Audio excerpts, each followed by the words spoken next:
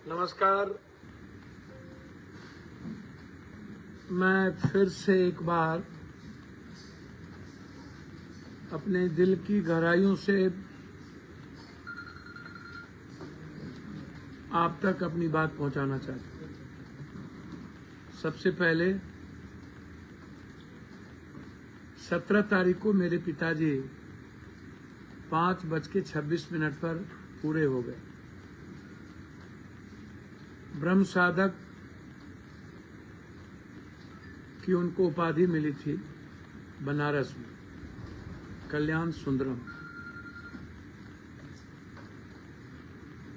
कल्याण सुंदरम का मतलब होता है हमेशा दूसरों के लिए कल्याण के लिए सोचना।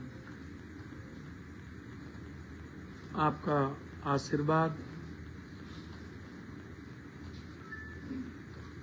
आप सबका उनके प्रति अपार स्नेह मेरे लिए एक नए जीवन की ऊर्जा के साथ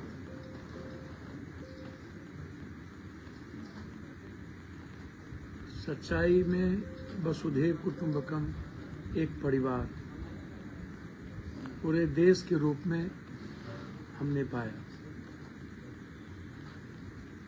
ना कोई खास था, ना कोई आम था। सब मेरे लिए मेरे खून की तरह थे।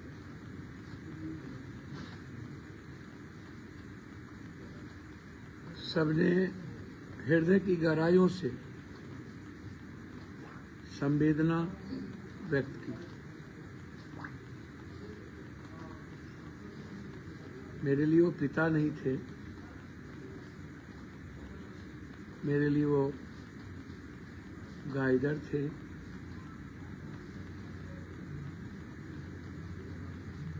मेरे लिए वो एक आध्यात्मिक गुरु थे, एक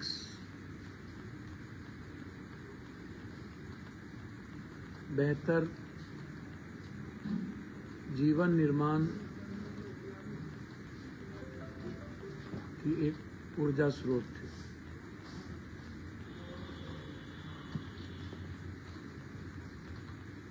आनंद मार्ग आदर्श के ऊंचे मापदंड के साथ उनका जीवन समाधि की ओर चला गया। आनंद मार्ग का वो विचार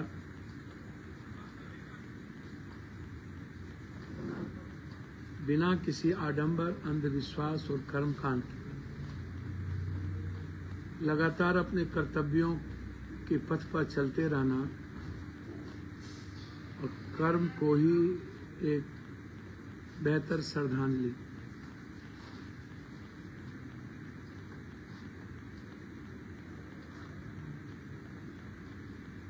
लगातार एक प्रयास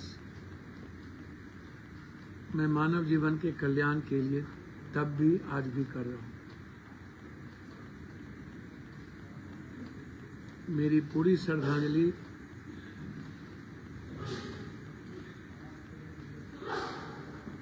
पिता के द्वारा दिए हुए विचारों के साथ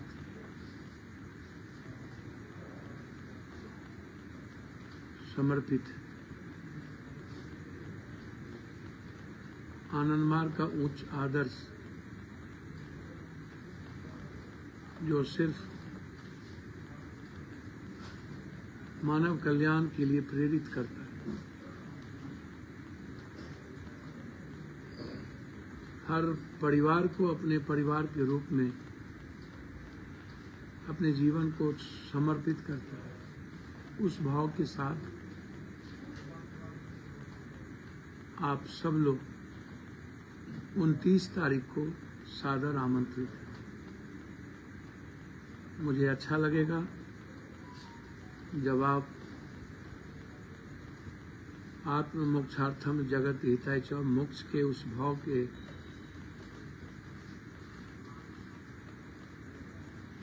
और पिता के श्रद्धांजलि के लिए जब आपकी उपस्थिति हमारी ताकत और हमारा संबल बने। आपका आना ही हमारे परिवार के लिए आनंद, परिवार के लिए खुर्दा, करवेली, बेसार उस परिवार के लिए, पूर्णिया, कोसी, सीमांचल परिवार के लिए एक सुखद अनुभव दिया। आप ऐसे समय में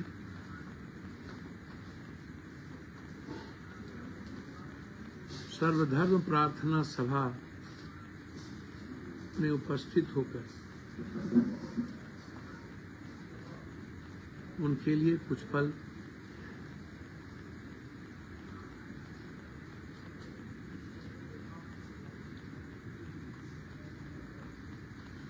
मन की भीतर की गहराइयों से उनकी आत्मा के लिए प्रेयर करें, प्रार्थना करें।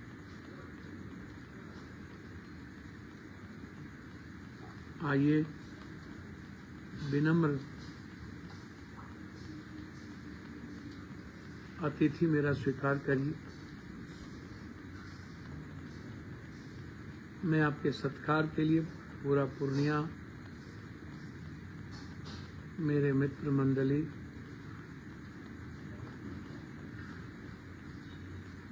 बिल्कुल भगवान के रूप में आप सब के लिए समर्पित है। 10 बजे से लेकर रात्रि 10 बजे तक, आपके आने तक, आगंतुक के आने तक, महानुभाव के आने तक, मेरे इष्ट और मेरे परिवार के आने तक मैं आपके आशीर्वाद के लिए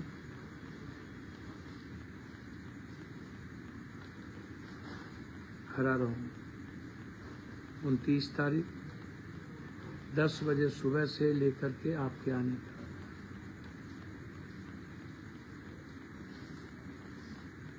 नारायण सेवा के रूप में हम प्रसाद को लेकर खड़े रहे। आप प्रसाद लेकर जाएंगे, जिसको आप भोज कहते हैं, मैं उसे भगवान का प्रसाद कहता हूँ। और आप मेरे लिए भगवान, इष्ट, अल्लाह, ईश्वर, रहीम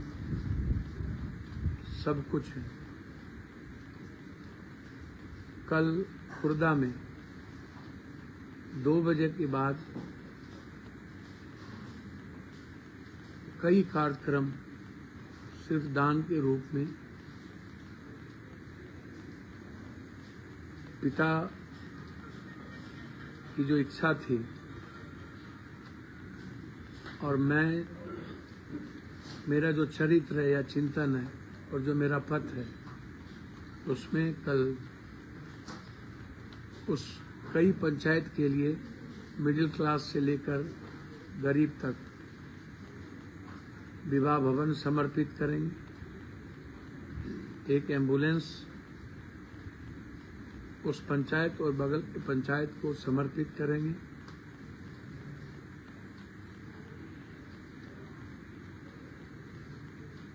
पाँच 500 ऐसे परिवार होंगे जिसमें कोई जाति धर्म नहीं होगा, सिर्फ महिलाएं होंगी जिनको सिलाई मशीन रोजगार के लिए दिया जाएगा। 1000 परिवार को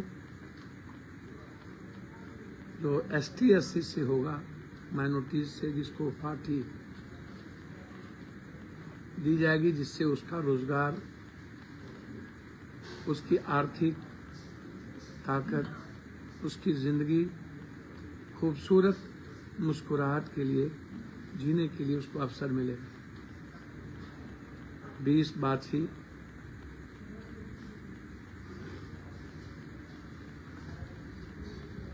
कल हम लोग खुर्दा में 2 से 5 एक बेहतर जिंदगी को बदलने के लिए आपके बीच होंगे।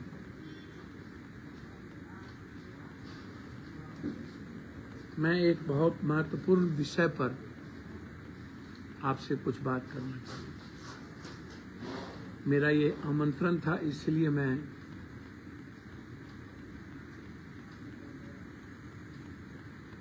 अनुनय विनय के साथ आप मेरे लिए कृष्ण के भांति हैं, राम के परिमार्जित हैं, विश्व संभति शिव की तरह हमारी प्रार्थना को आप स्वीकार करिए। मैं एक सुदामा की तरह आपके प्रति हमेशा सेवा और आपकी खुशियों के लिए परछाई की तरह खड़ा मिलूंगा। एक बड़ी घटना आजादी के 56 साल के बाद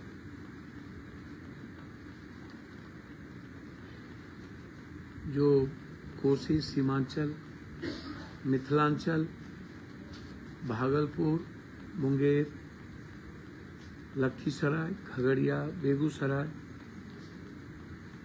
और सीतामढ़ी से लेकर शिवहर और मोतिहारी तक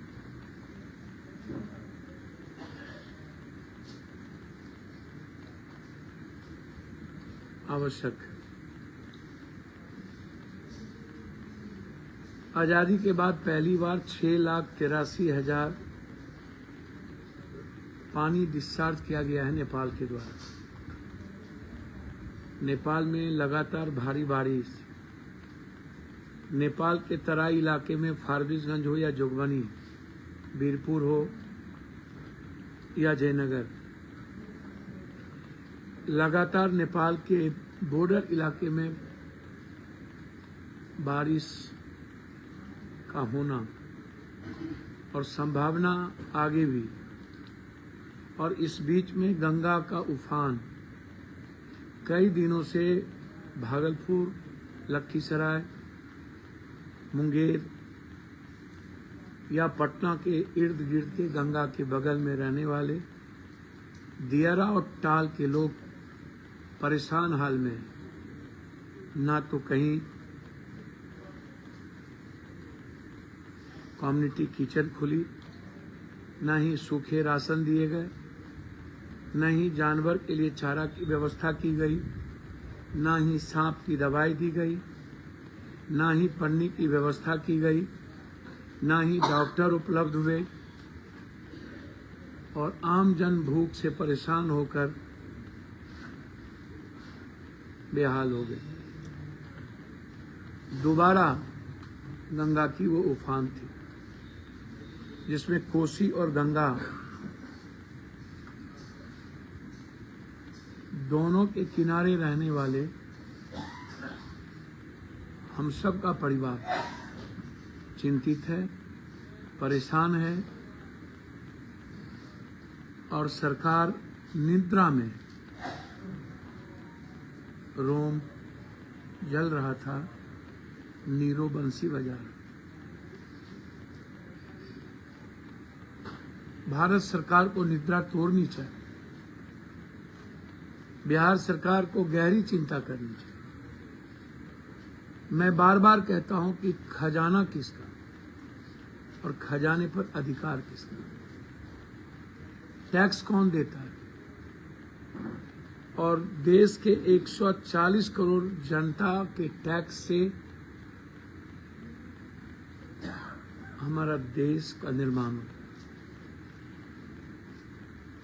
जो तनख्वाह पे ही है, चाहे वो नेता हो, प्रधानमंत्री हो, मुख्यमंत्री हो, मंत्री हो, एमपी हो, एमएलए हो, कर्मचारी से लेके कलेक्टर तक हो, सेना से लेके सिपाही तक हो,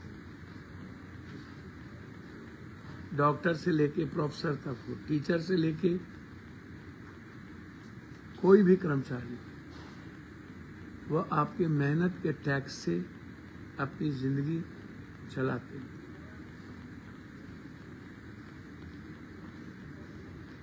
यह पैसा नेताओं के घर के लिए नहीं, यह पैसा जनता की सेवा के लिए। और जब जनता की मजबूरी पर सरकार की निद्रा नहीं टूटती, तब स्वाभाविक है मन में पीड़ा होती है, कष्ट होता है, दुख पहुंचता है, ठेस होती है, फिर मन में गुस्सा भी आता है।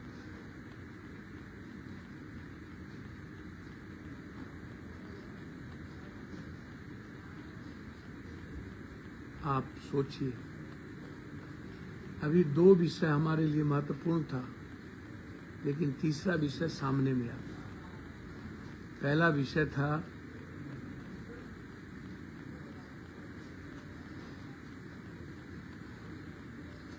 जमीन। मैं धन्यवाद देना चाहूंगा दिलीप जायसवाल जी को, जिन्होंने मेरी भावना और बिहार की जनता की भावनाओं का आदर किया।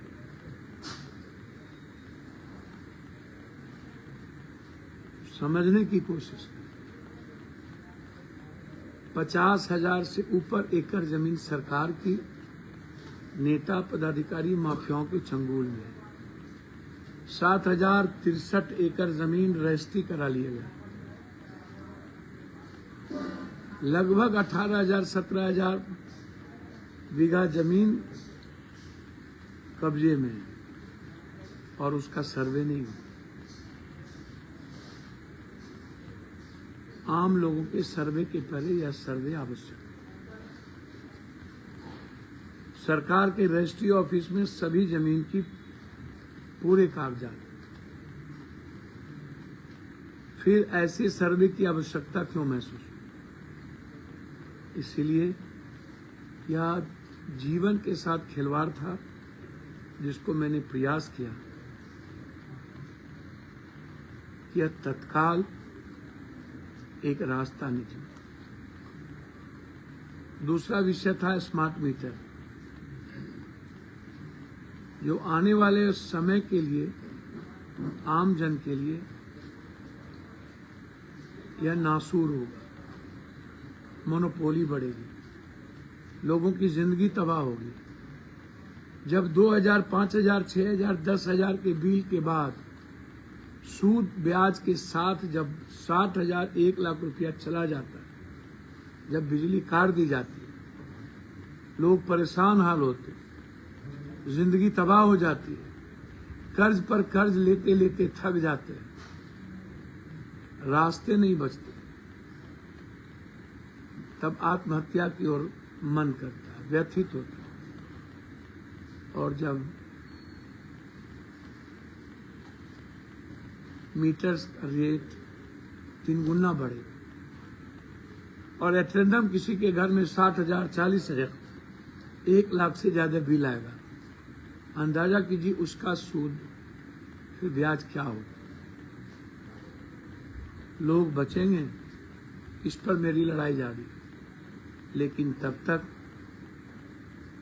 आज परेशान करने वाला यह न्यूज, कोसी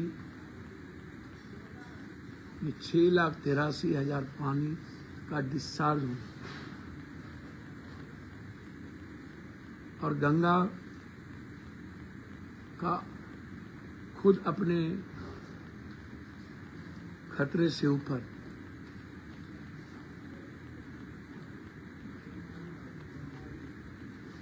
यह क्या कहता है?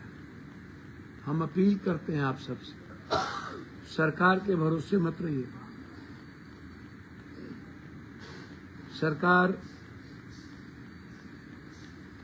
हमेशा दया की भीख मांगता है, धर्म जाति के आधार पर। कोसी त्रासदी आई थी, जिंदगी तबाह हो गई थी, फिर भी वोट किसको मिला था? 5 किलो चावल, 10 किलो, 1 क्विंटल चावल और 2 क्विंटल आटा। तो आज तक कोसी का कोई भी जमीन रिहैबिलिटेशन नहीं हुआ। आज तक नदी सही तरीके से बांधे नहीं गए, लेकिन वोट 20 सालों से, उस वक्त मनमोहन सिंह की सरकार थी, सब कुछ देने के बावजूद भी लोगों ने अपने दर्द को भुला दिया। जाति धर्म के दर्द ऊपर हो गए। फिर एक बार पुनः यह पीड़ा बढ़ने वाली है। जिस किसी की सरकार आती है, नेपाल से कोई बातचीत नहीं हो पाती। नेपाल हमारी बात को सुनने को तैयार नहीं। हम 40,000 मेगावाट बिजली उत्पादन करने की क्षमता रखते हैं। 20,000 मेगावाट बिजली हम नेपाल को देना चाहते हैं। हाईडैम के निर्माण के लिए नेपाल की सहमति आवश्यक है। चाइना के दुष्टता के कारण हम हाईडैम का निर्माण नहीं कर पाते। ना तो हमने फरक्का को विस्तारित करने की कभी प्रयास की, ना तो गंडक, महानंदा, कमला, केहर, कनहर, सप्तकोशी, कोसी, कई नदियों से घिरा हुआ मिथिला कोसी सीमांचल से हम गाद निकाल पाते। आजादी के बाद आज तक गाद निकालने का प्रयास नहीं किया।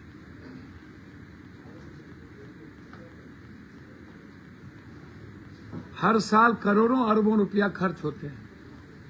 साल भर एंटी इरोजन वर्क पर खर्च होता है, अस्पर बनता है, लेकिन फ्लड फाइटिंग के नाम पर अरबों रुपया बंदर बांट करके नेता से लेकर नीचे तक खा जाता है और हम अपनी किस्मत पर रोते रहते, अपने भाग्य को कोसते हैं और भगवान पर भरोसा करते हैं।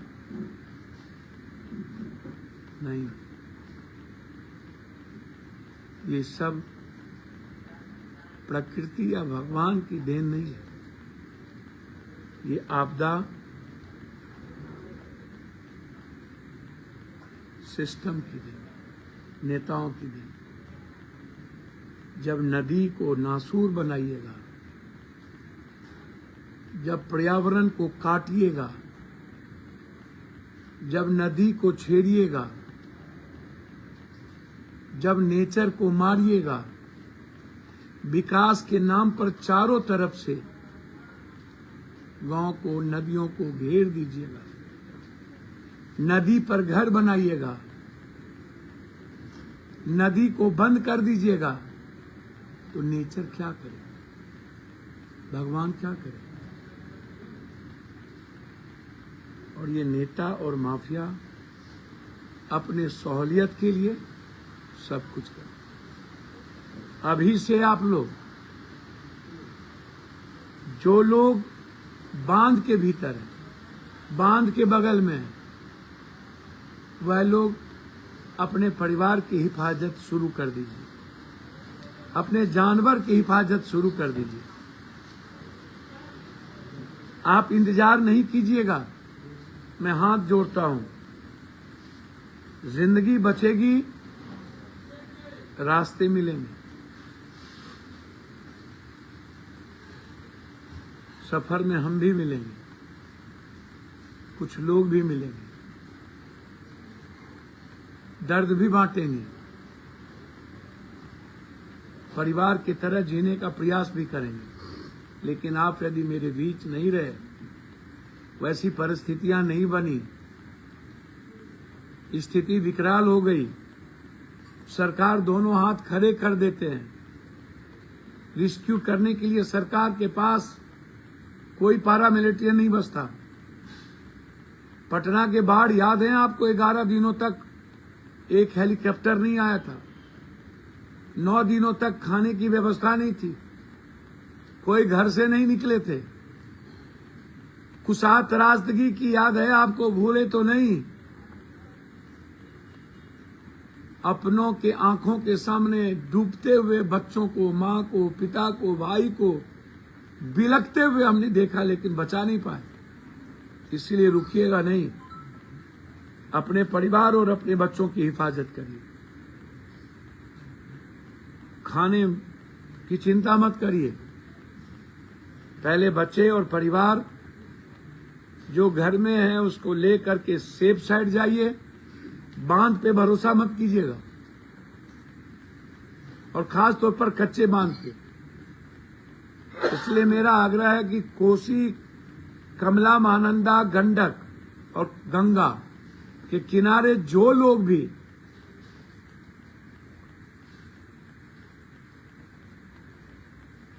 परिवार को लेकर के रह रहे हैं वह सुरक्षित स्थान पर जाएं।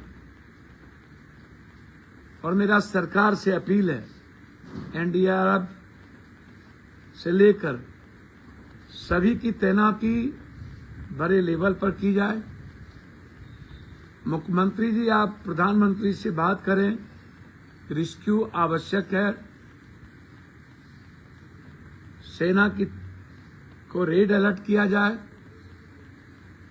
और सीमांचल और कोसी, मिथिला और गंगा के किनारे वाले ताल और दियारा के लोगों की हिफाजत की जाए। और जो धन आपके पास है वो जनता का है, उस धन को जनता की हिफाजत के लिए लगाए। बहुत बहुत धन्यवाद, नमस्कार, प्रणाम। पुनः एक बार 29 तारीख को 10 बजे से आने तक मैं आपके स्वागत के लिए, आपके आशीर्वाद के लिए खड़ा रहूंगा। शुक्रिया।